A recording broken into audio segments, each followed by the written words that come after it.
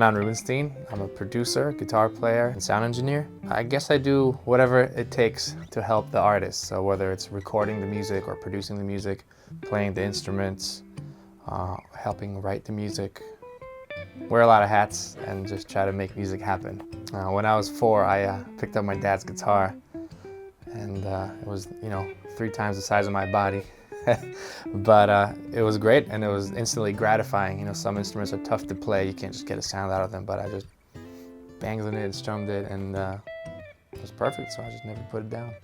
I moved to the United States from Israel when I was 12, and I didn't have too many friends, so I just kind of dove into the music world, and it kept me company for a long time. And by the time I made friends, I was really deep in it and just kept going in what made sense at the time. And it was always great and natural, so I stayed in it. On school nights, I would go out to the Blue Note in New York City. Sometimes I'd even force my way, and I'd roll my big guitar amp in there. I was just a little kid. I remember someone I met at the Blue Note asked me to do a gig with them, and I didn't even think about asking how much it pays or any of the logistics. I was just so ecstatic that somebody wants me on their gig.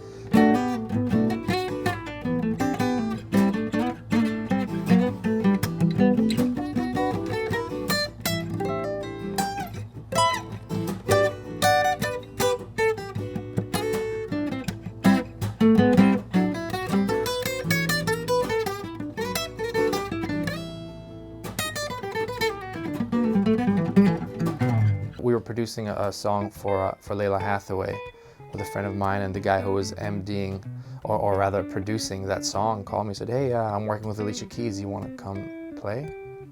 So I said, "Okay," and I showed up. It wasn't like this big elaborate setup, and it was just being in the right place at the right time. And then through Alicia, I just was super fortunate to work with a lot of different people. Like some of my heroes, like Carole King and Bonnie Raitt and people like that, Pharrell. People seeing me in that element has led to the Liam Paynes of this world, and the Nick Jonases and the Charlie Puths. Well, there are a few key mentors, if you will, right? There's always my dad. Poor guy. He used to drive me to the jam sessions. I started playing, I was 14, 15, 16. I was playing out in clubs already, and they wouldn't let me in, so my dad would go with me, drive me out, make sure nobody messed around with me, made sure I was cool.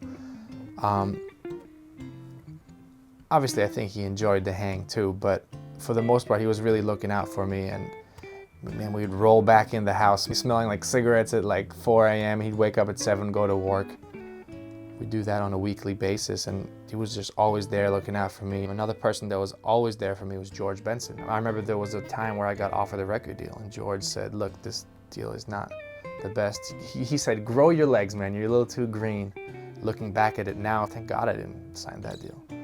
I remember seeing certain people play in Madison Square Garden, and I always said, one day I'm gonna play that spot. And I did play Madison Square Garden, and I was able to get my parents' tickets, and Alicia left the stage, and I just had the stage with the spotlight to myself.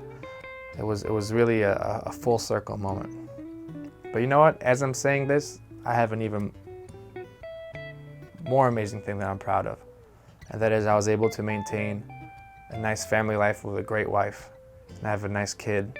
To me, that's the greatest accomplishment. I mean, all the music and famous people and planes and cars, that's cool, but I have a great home. I love my wife. We have an awesome little girl. To me, I can't do any better than that.